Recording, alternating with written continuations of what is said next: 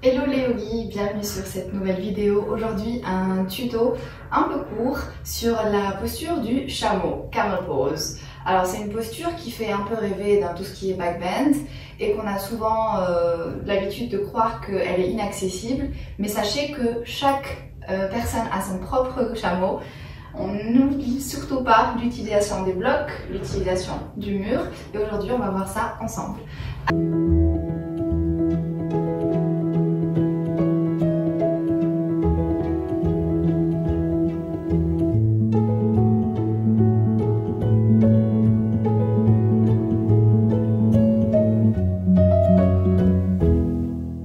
Alors, pour le chameau, on commence sur les genoux, d'accord? Pour les débutants ou même pour les avancés, c'est toujours bien de commencer déjà avec les pieds flex. Donc c'est quoi flex? Ça c'est pointé, d'accord? Ce qu'on va chercher à avoir dans le chameau, c'est toujours cet alignement hanche-genou. À éviter, c'est aller vers l'arrière avec les hanches.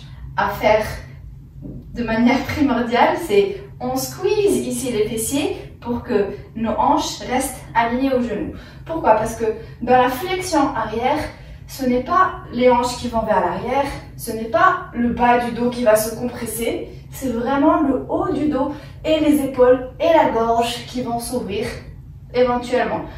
Donc pour y arriver, il faut que tu visualises une sorte de gros ballon sur lequel tu vas venir t'asseoir. C'est vraiment une image de gros ballon sur lequel on va venir poser le haut de son corps. Et par contre, on active bien ici les fessiers pour protéger les lombaires et que le mouvement ne vienne pas de la compression des vertèbres des lombaires. D'accord? Allez, on va y aller step by step. Première étape, donc je m'assure que mes genoux sont alignés aux hanches. J'active mon bassin, donc je ne suis pas en mode Beyoncé, mais hop, on squeeze tout, on serre tout. Ensuite, l'étape suivante, c'est de venir placer les mains sur les lombaires. Pourquoi on fait ça? Déjà, le fait de placer les mains sur les lombaires et de penser à fermer les coudes. Donc mes coudes ne sont pas vers l'extérieur, ils sont vers l'intérieur le plus possible. Donc rien que de faire ça, ça va ouvrir ici ma poitrine. Je ne sais pas si vous le ressentez, mais moi je le ressens bien. En plus, quand tu poses tes mains sur tes lombaires, automatiquement tu pousses tes hanches vers l'avant et ça t'aide à garder les hanches alignées aux hanches. Aligné aux genoux. D'accord, donc on repousse, on ferme les coudes, on pense à son gros ballon avec sous l'arrière, le haut du dos, vraiment, et ça c'est déjà un chameau. Moi j'arrive à sentir l'ouverture du cœur et peut-être si on se sent à l'aise, on peut aussi ouvrir la gorge en dirigeant son regard vers l'arrière. Et on respire, on serre ses fessiers, on serre son ventre. Et tranquillement pour sortir, menton, poitrine. On prend ici un break avant d'aller à l'étape suivante. Donc si je me sens que quand j'ai fait ça, je n'ai pas senti de douleur au bas du dos, j'ai pas senti une compression, mais plus une ouverture du haut du dos et surtout activation des glutes, des fessiers et des cuisses, ça normalement vos jambes doivent être en feu, je peux aller à l'étape suivante. Quelle est cette étape suivante? On commence exactement de la même manière, on active, toujours les pieds flex pour commencer. On y va, la même chose, on pousse le bassin vers l'avant du tapis, le regard peut-être vers l'arrière, et on y va, une main, la main droite ou gauche qui va toucher ta cheville. Et ici, tu testes, tu jauges, comment je me sens, toujours pas de compression au niveau du bas du dos, c'est excellent, et j'y vais, l'autre main, j'alterne. Il faut que je continue à respirer de manière fluide ici. Si ma respiration devient difficile, c'est que c'est un niveau plus supérieur. Si elle est un petit peu difficile, un petit chouïa, on continue quand même pour se challenger. On ne va pas s'arrêter à chaque fois qu'on se sent un peu dépassé, mais l'idée c'est d'aller un tout chouïa en dehors de sa zone de confort. Ok, donc ça c'est la deuxième étape.